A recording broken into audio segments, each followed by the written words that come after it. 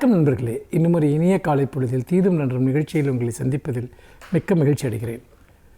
சைவத்தில் வந்த ஒரு செய்தி ஒரு வாரத்திற்கு முன்பாக அந்த செய்தி நமக்கு ஒரு பெரிய மகிழ்ச்சி அளித்தது. என்னவென்று சொன்னால், இந்தியாவிலேயே அதிக தொழிற்சாலைகளை கொண்ட மாநிலம் தமிழ்நாடு என ஒன்றிய அரசு வெளியிட்ட ஒரு தகவல் நமக்கு உறுதிப்படுத்தியது. இது நாம் ஓரளவு அறிந்த உண்மை என்றாலும் கூட அதிகாரப்பூர்வமாக அது உறுதிப்படுத்தப்பட்டிருக்கிறது. பொதுவாக தொழில் வளர்ச்சி என்றால் குஜராத் என்பார்கள், உத்தரப்பிரதேசம் என்பார்கள், இன்னும் சில மாநிலங்களை கூட குறிப்பிடுவார்கள். ஆனால் அதை எல்லாவற்றையும் தாண்டி மிக அதிகமான தொழில் நிறுவனங்கள் தமிழ்நாட்டில் தான் இருக்கின்றன. அதாவது ஒன்றிய அரசினுடைய எத்தனையோ பாரபட்சமான அணுகுமுறைகள் இருந்தும் கூட தமிழ்நாடு அரசு தொடர்ந்து வகுத்த, அதுவும் இந்த கடந்த 4.5 ஆண்டுகளில் தமிழ்நாடு அரசு வகுத்த தொழில் கொள்கைகளின் காரணமாக நாம் இந்த சிறப்பான இடத்தை எட்டியிருக்கிறோம். இதற்கு ஒரு பெரிய வரலாறு உண்டு. கலைஞர் அவர்கள் எப்பொழுதெல்லாம் ஆட்சி பொறுப்பில் இருந்திருக்கிறாரோ அப்போதெல்லாம் தொழில்களை ஊக்கப்படுத்துவதற்காக பெரும் முன்னெடுப்புகள் செய்யப்பட்டிருக்கின்றன. அதாவது நீங்கள் பெரிய தொழில்களை வளர்ப்பதற்கான அரசு நிறுவனங்கள், அதே போல் சிறு குறு தொழில்களுக்கான நிறுவனங்கள், இவற்றை ஊக்கப்படுத்துவதற்கான பல்வேறு அமைப்புகளை கலைஞர் உருவாக்கினார்.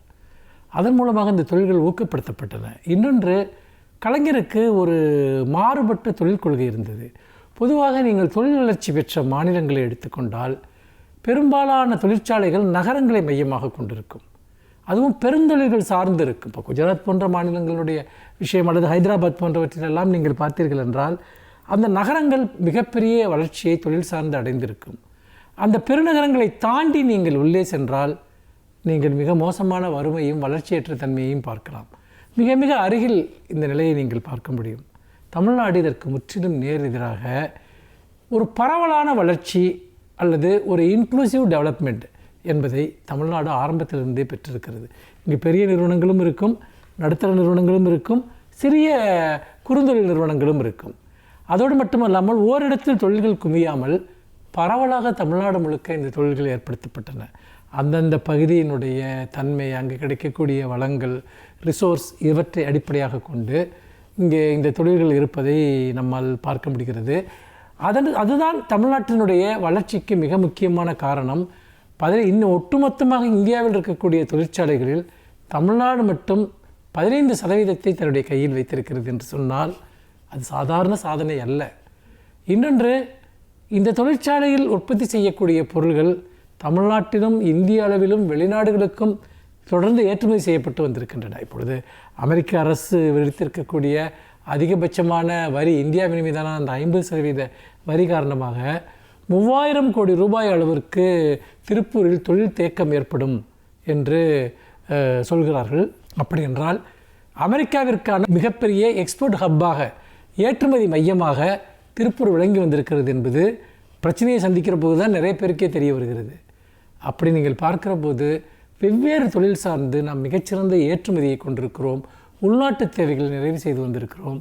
இன்று நீங்கள் மிக முக்கியமாக கவனிக்க வேண்டிய விஷயம் என்னவென்று சொன்னால், இந்த தொழில் வளர்ச்சியின் மூலமாக இது எப்படி சாத்தியப்பட்டது என்று சொன்னால், நாம் அளித்த கல்வி முறை, ஆங்கில கல்விக்கு நாம் அளித்த முக்கியத்துவம், அதே போல் தொழில்நுட்ப கல்விக்கு நாம் அளித்த முக்கியத்துவம், கணினி பயிற்சியிலிருந்து தொடங்கி ஆங்கில பயிற்சி, இது எல்லாமே நவீன தொழில்துறைக்கான ஒரு ஹியூமன் ரிசோர்ஸ், மனித வளத்தை நாம் உருவாக்கினோம். இன்னொன்று, அடிப்படை கட்டமைப்புகள், சாலைகள், மின்வசதி போன்றவற்றை இடைவிடாமல் தமிழ்நாடு மேம்படுத்தி வந்திருக்கிறது. இது எல்லாம் சேர்ந்து தான் இன்றைக்கு இந்த முதலிடத்தை நாம் பெற்றிருக்கிறோம் என்றால் அதற்கு காரணம் திராவிட மாடல் தொழிற்கொள்கை என்று ஒன்று இருக்கிறது. அதுதான் இந்தியாவிற்கான ஒரு மாடல் என்பதை தமிழ்நாடு நிரூபித்து காட்டியிருக்கிறது.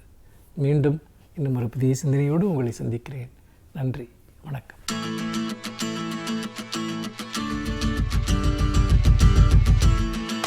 அனைவருக்கும் என் அன்பு வணக்கம். தமிழ்நாட்டின் வரலாற்றை சேர சோழ மன்னர்கள் ஆண்ட அந்த காலத்திலிருந்து, பாண்டியர்கள், பல்லவர்கள் காலத்திலிருந்து அரசியல் வரலாற்றை நாம் குறிப்பிட்டாலும் தமிழ்நாட்டுக்கென்று ஒரு சமூக வரலாறு இருக்கிறது என்றால் அந்த சமூக வரலாறு சமூக நீதிக்கான இடஒதுக்கீட்டிலிருந்து தொடங்குகிறது என்று தான் குறிப்பிட வேண்டும். இந்தியாவில் வேறு எந்த மாநிலத்திலும் இல்லாத அளவிற்கு இந்த இடஒதுக்கீட்டு கோரிக்கை வலிமையாக இடம்பெற்ற மண் தமிழ்நாடு தான். நாம் அறிவோம், நீதி கட்சியினுடைய ஆட்சி 1920 டிசம்பரில் ஏற்பட்டது. உடனடியாகவே அவர்கள் இந்த இடஒதுக்கீடு என்கிற அந்த திட்டத்தை கொண்டு வந்தார்கள். இருப்பினும் அதனை அன்றைய பிரிட்டிஷ் அரசு அதிகாரிகள், ஆளுநர்கள் ஏற்கவில்லை. 21 கொண்டு வரப்பட்ட அந்த திட்டம் எப்போது நடைமுறைக்கு வந்தது? 1927 டிசம்பரில் அரசு ஏற்றுக்கொண்டது.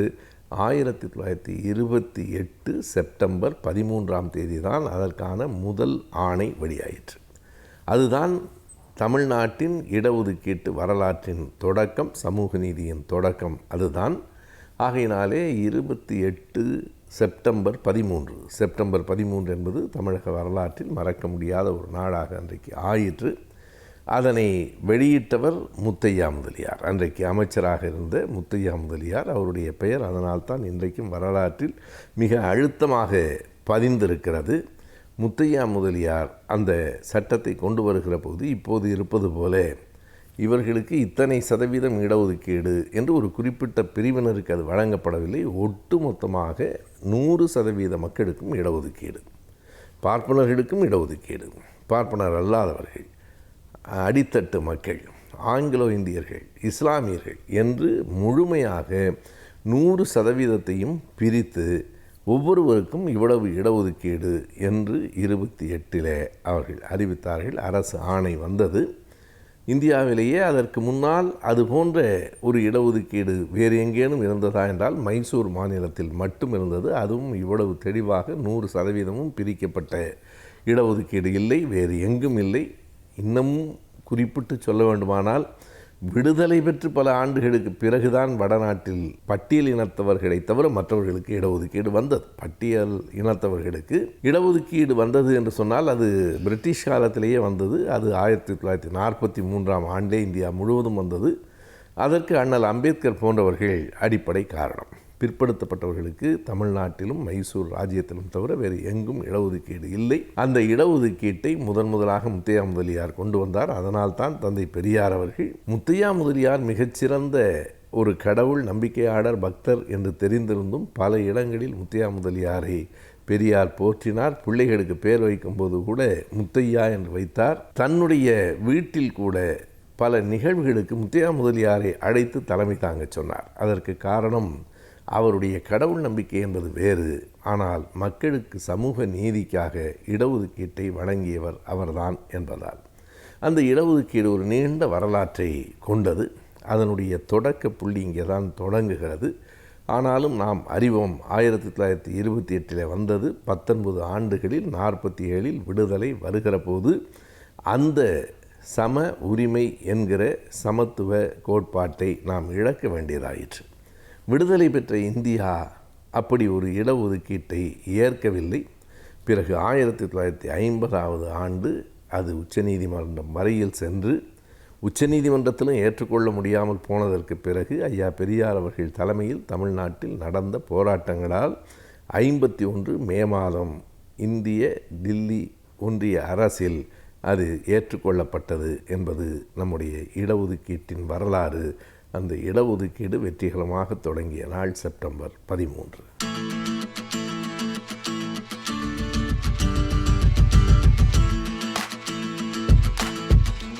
வணக்கம் நேயர்களே.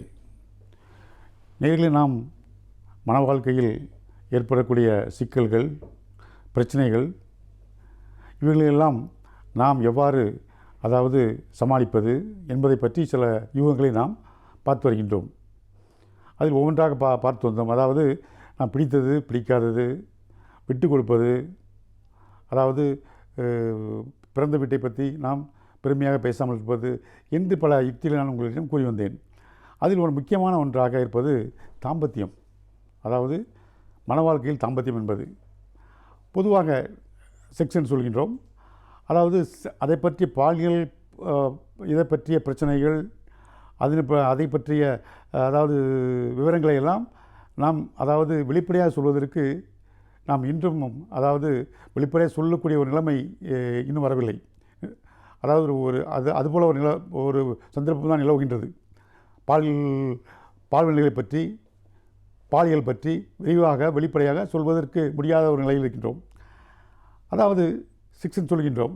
சிக்ஸ் என்றால் என்ன என்று அதாவது கேட்டோம் என்றால், சிக்ஸ் என்பது லத்தீன் லாங்குவேஜில் அந்த காலத்தில் அதாவது மருத்துவத்துறையில் கிரேக்கர்கள் லத்தீன் இவர்கள் தான் அவர்கள் கை ஓங்கியிருந்தது. அவர்களுடைய மொழிகள் தான் இன்றும் மருத்துவத்துறையில் நாம் பின்பற்றி வருகின்றோம். அதாவது அது லத்தீன் மொழியில் சிக்ஸ் என்றால் என்ன என்றால் பிரி என்று அர்த்தம், டிவிஷன் 2 மேஜர் பிரிவுகள், பைஃபர்கேஷன் என்று அர்த்தம், 2 மேஜர் பிரிவுகள் என்று அர்த்தம். அதை சிக்ஸஸ் என்று கூறினார்கள். அந்த செக்ஸ் என்பது என்னவென்றால் அதாவது அது வாழ்க்கையில் எவ்வாறு அது பயன்படுகிறது என்றால் வாழ்க்கைக்கு ஒரு முக்கியமான ஒன்றாக அமைகின்றது. அதாவது நம் வாழ்வை ஆரோக்கியமாக வாழ்வதற்கும் செக்ஸ் உதவுகின்றது. அது மட்டுமல்லாமல் நாம் நீண்ட ஆயுளுடன் வாழ்வதற்கும் அது உதவுகின்றது. வாழ்வு அர்த்தமுள்ளதாக மாறுவதற்கும் அது உதவுகின்றது. வாழ்க்கையில் அர்த்தம் வேண்டுமானவா, அர்த்தமுள்ள வாழ்க்கைக்கு அது உதவுகின்றது.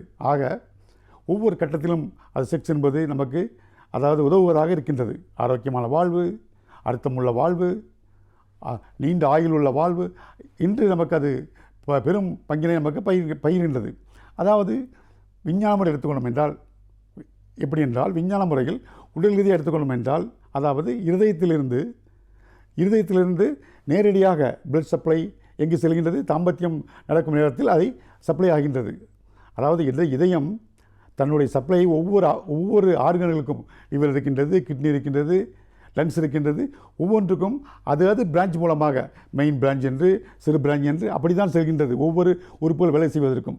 ஆனால் இந்த தாம்பத்தியத்தில் இந்த செயல்படும் நேரத்தில் 5 புலன்களும் மனிதனுடைய 5 புலன்களும் ஒன்றாக இணைந்து செயல்படக்கூடிய நேரம் அது. அதாவது கோஆர்டினேஷன், கோஆபரேஷன் என்று ஒன்றுக்கொன்று கோஆர்டினேட் பண்ணி ஒத்துழைத்து மொத்தமாக ஒரே நேரத்தில் பணி செய்யக்கூடிய அந்த நேரம்தான், அதாவது செயல்படக்கூடிய நேரம்தான் நமக்கு தாம்பத்தியம். அந்த நேரத்தில் இருதயம் என்ன செய்கின்றது, நேரடியாக தன்னுடைய கண்ட்ரோல் எடுத்துக்கொண்டு நேரடியாக இரத்த சப்ளை அங்கே செலுத்துகின்றது. உடலில் எந்த அளவுக்கு ஒத்துழைக்கின்றது பாருங்கள். அது மட்டும் இல்லாமல் அதை கண்ட்ரோல் பண்ணக்கூடிய, அதாவது தாம்பத்தியம் செக்ஷன் சொல்கின்றோமே, அதை கண்ட்ரோல் பண்ணக்கூடிய இடம் மூளையில் இருக்கின்றது. அதற்கு அருகில்தான் அறிவுத்திறன் உள்ள இடமும் இருக்கின்றது. இந்த 2 கண்ட்ரோல் ரூமும் மூளையில் அருகருகே இருக்கின்றது, அருகாமையில் இருக்கின்றது, அடுத்தடுத்து இருக்கின்றது. ஆகவே அதாவது அறிவுத்திறன் அதிகமாக இருந்தாலும் அது ஸ்டிமுலேட் பண்ணுகின்றது, இது அதிகமாக இருந்தாலும் அதை ஸ்டிமுலேட் பண்ணுகின்றது. இவ்வாறாக அடுத்தடுத்து இருக்கின்றது. எவ்வளோ ஒற்றுமையாக இருக்கின்றது. அது மட்டுமல்லாமல் அதாவது நாம் பார்க்கின்றோம், அதாவது உடல் மட்டுமல்ல உள்ளம் கூட, அதாவது தாம்பத்தியம் என்பது தனி மனிதனுடைய வாழ்க்கை, தனி மனித சுதந்திரம் என்றால் கூட இருவரும் இணைந்தால்தான் நாம் அதை செயல்படுத்த முடியும். அதே நேரத்தில் அதாவது அது உடல் சம்பந்தமான ஒன்றுதான், உறவுதான். இருந்தாலும் மனம் அங்கே முக்கியத்துவம் பெறுகின்றது, மனமும் அதில் பங்கேற்கின்றது. எவ்வாறு என்றால் திருப்தி. நமக்கு திருப்தி என்பது எப்படி கிடைக்கின்றது, நாம் உடல் மூலமாகத்தான் அதில் நாம் தாம்பத்தியம் என்பது கிடைக்கின்றது அந்த செயலில். அதே நேரத்தில் நாம் அதாவது திருப்தி என்று ஒன்று உண்டு. திருப்தி அடைந்தால் தானே நமக்கு திருப்தி என்று ஒன்று வரும். அது முடிவு கொண்டு வருவதற்கு ஒரு திருப்தி தேவைப்படுகின்றது. அந்த திருப்தி எங்கிருந்து வருகிறது, மனத்திலிருந்து வருகிறது, மனம். ஆகவே அதாவது தாம்பத்தியத்தில் உடல் ரீதியாக இருந்தாலும் உள்ளமும் முக்கியமாக ஒரு பங்கை ஏற்றுக்கொள்கிறது. ஆகவே இது வாழ்க்கைக்கு முக்கியமான ஒன்று. இருந்தாலும் நாம் அதாவது செக்ஸ் என்ற வார்த்தைகளை சொல்வதற்கு நம்முடைய சமுதாயத்தில் சில ஸ்டிக்மாக்கள் இருக்கின்றது, அடைமொழிகள். அது மட்டுமல்லாமல் மற்ற பெயரெல்லாம் இருக்கின்றது. வெளிப்படையாக சொல்வதற்கே முடியாத ஒரு சந்தர்ப்பம் நிலவுகின்றது. அதனால்தான் இன்று அதாவது என்ன சொல்கின்றார்கள் என்றால் வாழ்வியல் மருத்துவம், வாழ்வியல் கல்வி என்று சொல்கின்றார்கள். அதாவது வாழ்வியல், அது மருத்துவவியல் கல்வி அப்படி என்று சொல்கின்றார்கள். குடும்பவியல் கல்வி என்று கூறுகின்றார்கள். அதை நாம் அழகு தமிழில் சொல்ல வேண்டும் என்றால், நம்முடைய அழகு தமிழில் அர்த்தமுள்ளதாக சொல்ல வேண்டும் என்றால் அதுக்கு தாம்பத்தியம் என்று சொல்லலாம். தாம்பத்தியம் என்பது ஒரு புண்ணியமான வார்த்தை, ஒரு கண்ணியமான வார்த்தை. நாம் அதை பயன்படுத்திக் கொள்ளலாம். ஆகவே தாம்பத்தியம் மனிதனுடைய திருமணத்தில் தாம்பத்தியம் என்பது முக்கிய பங்கு வகிக்கின்றது. தாம்பத்தியம் இல்லாமல் திருமணம் இல்லை. தாம்பத்தியம் இல்லாத திருமணங்கள் அதாவது நிலைக்கலாம். ஆனால் திருமணம் இல்லாத தாம்பத்தியங்கள் நிலைத்ததாக சரித்திரமில்லை. ஆகவே தாம்பத்தியம் என்பது ஒரு முக்கியமான ஒன்றாக இருக்கின்றது. தாம்பத்தியம் அதுவாக நம்முடைய சமுதாயத்தில் எடுத்துக்கொள்ளும் என்றால், திருமணத்திற்கு அப்பாற்பட்ட தாம்பத்தியத்தை சமூகம் ஏற்றுக்கொள்வதில்லை. அது கண்டிக்கத்தக்கது, அது தண்டிக்கத்தக்கது. நம்ம சமுதாயத்தில் திருமணத்திற்கு அப்பாற்பட்ட தாம்பத்தியம் ஒரு பாலியல் உறவு என்பதை சமூகம் ஏற்றுக்கொள்ளுமா? ஆணாக இருந்தாலும் சரி, பெண்ணாக இருந்தாலும் சரி ஏற்றுக்கொள்ளாது. அதே நேரத்தில் திருமணத்தின் மூலமாக நாம் அடையும் தாம்பத்தியம் இருக்கின்றதே, அதற்கு நம்முடைய சமூகம் என்ன கூறுகின்றது? அதை ஒரு புண்ணியமாக நினைக்கின்றது, ஒரு கண்ணியமாக நினைக்கின்றது, ஒரு மரியாதையாக நினைக்கின்றது. நமக்கு ஒரு மரியாதையும் கிடைக்கின்றது அந்த தாம்பத்தியத்துக்கு. அதை சாந்தி என்று கூறுகின்றோம், மன அமைதி, சாந்தி முகூர்த்தம் என்று கூறுகின்றோம் அல்லவா? திருமணத்தின் மூலம் அதை அடையும் பொழுது அதனுடைய கண்ணியமும் அதனுடைய மதிப்பும் கூடுகின்றது. ஆகவே திருமணத்தில், தாம்பத்தியத்தில், அதாவது இந்த தாம்பத்தியம் ஈடுபடும் போது அதில் சில கட்டுப்பாடு இருக்கின்றன. எழுதாத சட்டம், அது எழுதாத சில சட்டங்கள் இருக்கின்றன, சில கோட்பாடுகள், விதிமுறைகள், கட்டுப்பாடுகள் எல்லாம் இருக்கின்றன. நம்ம சமுதாயம் அதை அமைத்து தந்திருக்கின்றது. ஒரு செயல் இருக்கின்றது வைத்துக்கொள்வோம், ஒரு செயல் இருக்கின்றது, அந்த செயலில் ஒரு லிமிட்டேஷன் இருக்கும். அந்த லிமிட்டுக்குள்ளே நாம் இருக்க வேண்டும். சமுதாயம் ஒன்றை வைத்திருக்கின்றது, ஒரு செயலை. அந்த செயலை நாம் தாண்டும் பொழுது, அந்த செயலை மீறி, அந்த வேலையை மீறி, அந்த ஒரு லிமிட்டேஷனை மீறி நாம் செயல்படும் போது எப்படி இருக்கின்றது? அது சமுதாயத்திற்கு பயன்படும் பொழுது அது சாதனையாக ஏற்றுக்கொள்ளப்படுகிறது. சமுதாயத்திற்கு பயன்படாத இருக்கும் பொழுது, சமுதாயத்திற்கு தீங்கு விளைக்கும் போது அது தண்டனைக்குரியதாக ஆகிறது. ஆகவே சமுதாயம் நாம் அதை தவறு என்றும் சரி என்றும் அதை தீர்மானிக்கின்றது. அதாவது தாம்பத்தியத்தை பொறுத்தவரையில் என்னென்றால், இதுதான் சரி, இதுதான் தவறு என்றில்லை, இதுதான் அளவு, இவ்வளவுதான் அளவு இருக்க வேண்டும் என்றெல்லாம் இல்லை. நம்ம முடிந்தது, முடியாதது, பிடித்தது, பிடிக்காதது, வேண்டியது, வேண்டாதது எல்லாம் அங்கே இருக்கின்றன. அதே நேரத்தில் தாம்பத்தியத்தில் வக்கிரங்கள் இருக்கின்றது, கொடுமைகள் இருக்கின்றது, துன்பங்கள் இருக்கின்றது, விவகாரங்கள் இருக்கின்றன, கொடுமைகள் இருக்கின்றன, இதெல்லாம் இருக்கின்றன. இதையெல்லாம் கட்டுப்படுத்ததான் சமுதாயம் சட்டங்களை, எழுதாத சட்டங்களை இயக்கி வைத்திருக்கின்றது, கட்டுப்பாடுகளை. அந்த கட்டுப்பாட்டுக்குள் இருக்கும் பொழுதுதான் அந்த தாம்பத்தியம் சிறப்பை பெறுகின்றது. ஆகவே இன்றைய இளைஞர்கள் தாம்பத்தியத்தை பொறுத்தவரை எப்படி இருக்கின்றார்கள் என்பதை நாம் அடுத்த முறை சந்திப்போம். நன்றி, வணக்கம்.